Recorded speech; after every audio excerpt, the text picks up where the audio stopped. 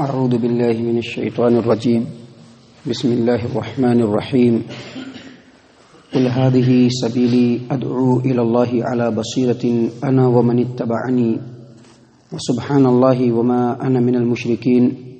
وما ارسلنا من قبلک الا رجالا نوحی الیہم من اہل القرى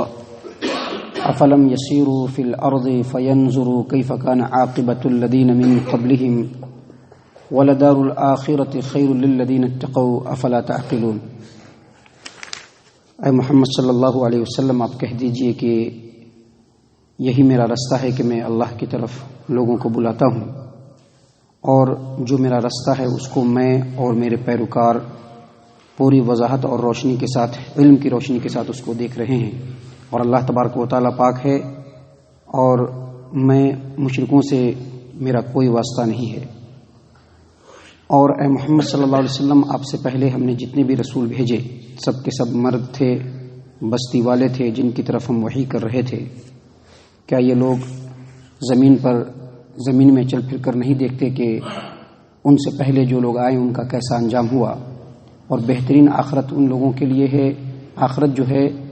بہترین اور بہترین ٹھکانہ ان لوگوں کے لیے ہے جو لوگ تقوی اختیار کرتے ہیں، جن لوگوں نے تقوی اختیار کیا۔ کیا یہ لوگ سمجھتے نہیں؟ محترم سامعین کرام، یہ سورہ یوسف ہے، سورہ یوسف سورہ نمبر 12 سے ابھی آپ کے سامنے آیت نمبر 108 اور 109 دونوں آیات تلاوت کی گئی اور ان دونوں کا ترجمہ بھی پیش کیا گیا۔ سورہ یوسف کا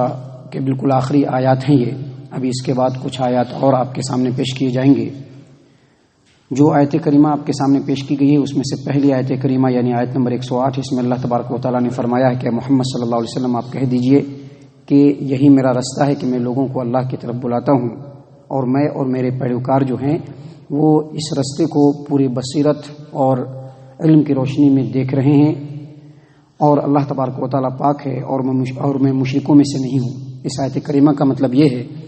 کہ اللہ تبارک و تعالیٰ محمد عربی صلی اللہ علیہ وسلم کو یہ حکم دے رہے ہیں کہ آپ لوگوں کو کہیے کہ میں جس راستے پر گامزن ہوں یہی میرا راستہ ہے جس کی طرف میں لوگوں کو بلاتا ہوں۔ میں یوں ہی لوگوں کی تقلید میں نہیں بلا رہا ہوں، بلکہ جس راستے پر میں چل رہا ہوں،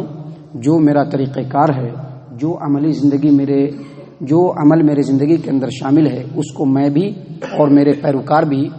پورے علم کی روشنی میں پوری بصیرت کے ساتھ اس کو دیکھ کر کے اور سمجھ کر کے ہی اس پر چل رہے ہیں، اور لوگوں کو بھی پوری بصیرت کے ساتھ ہی دعوت دے رہے ہیں۔ یعنی دلائل اور تجربے کی روشنی میں میں یہ ثابت کر سکتا ہوں کہ اللہ تبارک و تعالیٰ کے علاوہ جتنے بھی معبودان باطل ہیں وہ نہ کسی کا کچھ بنا سکتے ہیں اور نہ کچھ بگاڑ سکتے ہیں، اور میرا دل اور میرا ضمیر اس بات کے اوپر مطمئن ہے کہ جو ہستی تمام کائنات کا خالق، مالک ہے، رازق ہے، وہی ہستی عبادت کے لائق ہے، اور اس کے علاوہ کوئی بھی عبادت کے لائق نہیں۔ اور میں مشرکوں جیسا کام نہیں کر سکتا، میں مشرکوں میں سے نہیں ہو سکتا۔ یعنی پوری آیت کریمہ کا مطلب یہی ہے کہ ایک مومن اور ایک مسلمان جب ایمان کو قبول کرتا ہے اور عملی زندگی میں آگے بڑھتا ہے تو بصیرت کی روشنی میں ہونی چاہیے، دیکھا دیکھی تقلید کی روشنی میں نہیں ہونی چاہیے کہ ہمارے بڑے ایسا کر رہے ہیں تو ہمیں بھی کر لیتے ہیں، نہیں، بلکہ پوری بصیرت کی روشنی میں۔ یہی وجہ ہے کہ اللہ کے رسول صلی اللہ علیہ وسلم نے تمام مسلمانوں کے اوپر علم کو فرض قرار دیا ہے کہ چاہے کوئی بھی مسلمان ہو، اپنی زندگی کے اندر اللہ تبارک و تعالیٰ کی عبادت کو کرنے کے لیے، اپنے معاملات کو سمجھنے کے لیے اور حرام اور حلال کو پہچاننے کے لیے علم کا حاصل کرنا ضروری ہے۔ جو آدمی ان علموں کو حاصل کر لیتا ہے وہ دنیا میں بھی کامیاب ہے اور آخرت میں بھی اپنی ذمہ داری سے عہدہ برآیا ہے، اور جو لوگ صرف دیکھا دیکھی زندگی کے اندر کوئی عمل کرتے ہیں تو ایسے لوگ یقینی طور پر حق اور صراط مستقیم کو نہیں پا سکتے ہیں۔ اس کے بعد اگلی آیت کریمہ میں اللہ فرماتے ہیں وما ارسلنا من قبلك الا رجالا نوحي اليهم من اهل القرى افلم يسيروا في الارض فينظروا كيف كان عاقبة الذين من قبلهم ولدار الاخرة خير للذين اتقوا افلا تعقلون۔ دراصل اس آیت کریمہ کے اندر اللہ تبارک و تعالیٰ نے یہ بتلایا ہے کہ محمد صلی اللہ علیہ وسلم آپ سے پہلے جتنے بھی رسول ہم نے بھیجے ہیں وہ سب کے سب مرد تھے، بستیوں کے اندر آئے، لوگوں کے درمیان رہے۔ دراصل ایک اعتراض جو ہر دور کے منکرین رسالت اور کفار مکہ خاص طور سے کیا کرتے تھے، ان کا اعتراض یہ تھا کہ ہم اپنے ہی جیسے انسان کی اتباع اور پیروی کیوں کریں جس کو ہماری ہی جیسی انسانی اور بشری ضرورت اور مجبوری ہے. وہ کھاتے بھی ہیں، ان کو بھوک بھی لگتی ہے، بازار میں بھی چلتے ہیں، ان کو زندگی گزارنے کے لیے زندگی کا سامان بھی چاہیے، وہ شادیاں بھی کرتے ہیں، ان کو بچے بھی ہوتے ہیں، ان کو دکھ بھی پہنچتا ہے، ان کو بیماری بھی لگتی ہے، خوشی بھی آتی ہے، غمی بھی آتی ہے. ایسے انسان کی جو ہمارے ہی طرح سے ہے، ہم ان کی پیروی کیوں کریں، ہم ان کے اوپر کیوں ایمان لائیں؟ یہ اعتراض صرف مشرکین مکہ کا نہیں بلکہ ہر دور کے رسالت کے جو انکار کرنے والے لوگ ہیں ان تمام کا یہ اعتراض رہا ہے. اور نبی صلی اللہ علیہ وسلم سے پہلے جتنے بھی رسول آئے ان تمام کے ماننے والوں نے اس طرح کا اعتراض کیا، اور ان تمام کا جواب اللہ تبارک و تعالیٰ نے یہاں پر بھی دیا ہے اور قرآن کریم میں دوسری جگہ پر بھی دیا ہے. مثال کے طور پر آپ دیکھیے سورۃ المائدہ آیت نمبر 75 میں اللہ تبارک و تعالیٰ فرماتے ہیں مل مسیح ابن مریم الا رسول قد خلت من قبلہ الرسل وامہ صدیقہ کانا یاکلان الطعام. اللہ فرماتے ہیں کہ مسیح ابن مریم جو ہیں وہ رسول ہیں اور ان سے پہلے بھی بہت سارے رسولوں کو بھیجا، اور ان کی ماں جو ہے وہ بڑی صدیقہ اور راست باز تھی. کانا یاکلان الطعام، اور وہ دونوں کے دونوں انسان تھے، وہ دونوں کے دونوں انسان تھے اور کھانا کھایا کرتے تھے. یعنی کھانا کھانے کے بارے میں بتلا کر کے اللہ تبارک و تعالیٰ یہ بتلانا چاہ رہے ہیں کہ مسیح ابن مریم بھی انسان تھے اور ان کی والدہ مریم بھی انسان تھی. اسی طرح سے اللہ تبارک و تعالیٰ نے قرآن کریم میں سورۃ الفرقان میں کہا کہ وما ارسلنا، اے اللہ کے رسول صلی اللہ علیہ وسلم آپ سے پہلے جتنے بھی رسول ہم نے بھیجے ہیں. سورۃ الفرقان آیت نمبر 20 میں اللہ نے فرمایا کہ اللہ کے رسول صلی اللہ علیہ وسلم آپ سے پہلے جتنے بھی ہم نے رسول بھیجے ہیں لیأکلون الطعام ویمشون فی الاسواق، وہ لوگ کھانا بھی کھاتے تھے اور بازاروں میں بھی چلتے تھے. اور سورۃ الانبیاء کے اندر اللہ تبارک و تعالیٰ نے فرمایا وما جعلناہم جسدا، یعنی ہم نے نبیوں کے جسم کو اس طرح سے نہیں بنایا ہے کہ وہ کھانا نہیں کھائیں، یعنی ان کو کھانا کھانا پڑے گا، اور ان کا جسم ایسا نہیں بنایا ہے کہ وہ ہمیشہ رہیں بلکہ ان کو مرنا بھی پڑے گا. تو ان تمام آیات کے اندر اللہ تبارک و تعالیٰ نے یہ بتلایا ہے کہ انبیاء جتنے بھی آئے وہ سب کے سب مرد تھے، انسان تھے. اللہ تبارک و تعالیٰ نے یہاں پر اس آیت کریمہ میں یہ بتلایا ہے کہ جتنے بھی انبیاء کو ہم نے بھیجے وہ ایک بستی کے اندر پیدا ہوئے، جن لوگوں کے درمیان پیدا ہوئے انہی کے درمیان انہوں نے زندگی گزاری، انہی میں پل بڑھ کر کے وہ جوان ہوئے. جوان اور پوری زندگی ان کے سامنے اس لیے گزری کہ تاکہ ان کے نبوت کی زندگی اور دعوتی زندگی جو ہے وہ پچھلی زندگی کے اوپر گواہ بن جائے، پچھلی زندگی جو ہے اس زندگی اوپر گواہ بن جائے. اگر ہم باہر سے کوئی رسول بھیج دیتے تو وہ ان کی بات کو سمجھ نہیں سکتے تھے، اور جب سمجھ نہیں سکتے تھے تو پھر ایمان کیسے لاتے؟ لہٰذا کوئی ممکن صورت نہیں ہے، بس یہی ایک صورت ہے کہ ہم نے جس ملک کے اندر، جس بستی کے اندر، جن لوگوں کے اندر رسول بھیجے وہ انہی میں سے بھیجے. اس کا دوسرا پہلو جو اس آیت کریمہ کے اندر بتلایا گیا ہے وہ یہ بھی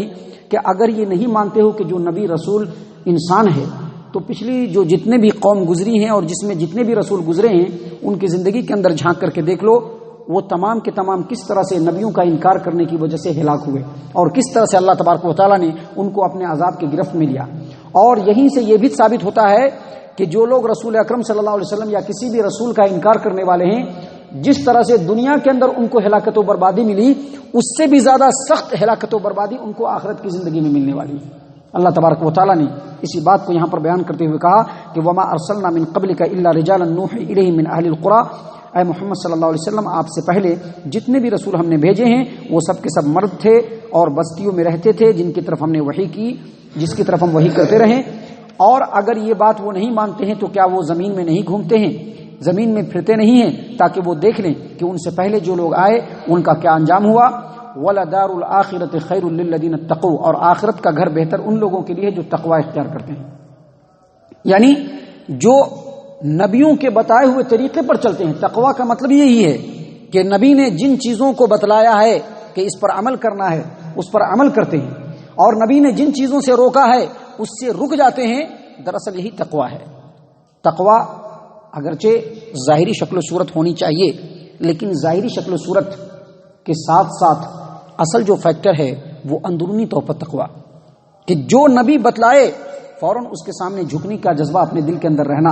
اور جن چیزوں سے نبی نے روکا فوراً اس سے بچ جانے کا جذبہ اپنے دل کے اندر رہنا، اور پھر اس کو عملی زندگی کے اندر شامل کرنا، یہی اصل تقوی ہے. اس کے علاوہ تقوی اور کچھ بھی نہیں ہے. بظاہر اوپری طور پر کوئی آدمی اگر تقوی اور طہارت کا جو ہے لبادہ اوڑھے رہتا ہے تو یہ تقوی نہیں ہو سکتا ہے.